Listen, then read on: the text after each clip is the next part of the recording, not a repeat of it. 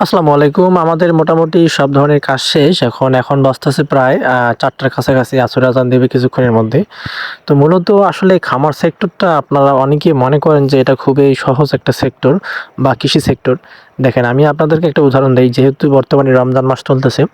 রমজান মাসে কিন্তু সাধারণত সব ধরনের স্কুল, কলেজ, মোটামুটি বিভিন্ন ধরনের প্রতিষ্ঠান কিন্তু বন্ধ আছে। প্লাস যেকোনো প্রতিষ্ঠানে বলেন, সেটা ব্যাংক হোক বা অন্য কোনো কিছু হোক, অন্তত ৫ দিন, ৭ দিন বা ১০ দিনের জন্য হলেও বন্ধ থাকবে এই রমজান মাস উপলক্ষে। কিন্তু আমাদের আসলে আমরা যারা খামার করতেছি বা আমরা যারা আসলে কৃষি সেক্টরের সঙ্গে জড়িত, আমাদের কিন্তু কোনো ধরনের বন্ধ নাই এখানে, লক্ষ্য করেন।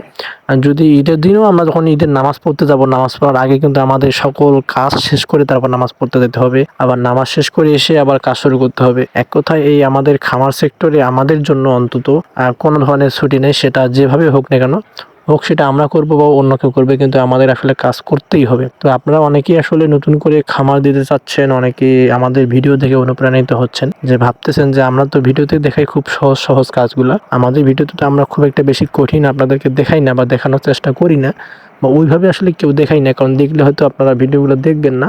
যার কারণে আমরা আসলে সহজ করে দেখানোর চেষ্টা করি, বা সবসময় আমরা আসলে খামারগুলো পরিষ্কার পরিচ্ছন্ন আপনাদেরকে দেখাই। কিন্তু আসলে এটার ভিতরে অনেক একটা গভীরতা আছে। আপনারা যে কাউকে জিজ্ঞেস করবেন না কেন বা যেকোনো ভিডিওতে দেখবেন না কেন, কেউ কিন্তু খুব একটা বেশি অপরিষ্কার খামারটা কাউকে দেখায় না।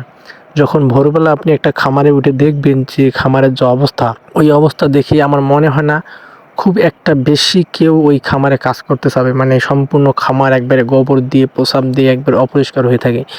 এইগুলো সবগুলো পরিষ্কার করতে হয়। আবার অনেক সময় দেখা যায় পরিষ্কার করতে গিয়ে হাতেও লেগে যায়। ম্যাক্সিমাম সময় আমার এমন কোনো দিন নাই যে খামারে কাজ করতে গিয়ে সম্পূর্ণ আপনার ধরেন যে হাঁটু থেকে পা পর্যন্ত গোবর লেগে যায় নাই, হাতে গোবর লাগে না। অনেক সময় তো মনে করেন যে খামার পরিষ্কার করতে গিয়ে গরু অনেক সময় পাতলা পায়খানা করে, বা দুধ দহন করতে গিয়ে গরু পায়খানা করে, আবার পায়খানার কিছু ছিটাফোঁটা মুখেও এসে পড়ে।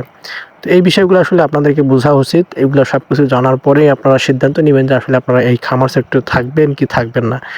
সবাইকে ধন্যবাদ। ভালো লাগলে ভিডিওটা শেয়ার করে দিবেন।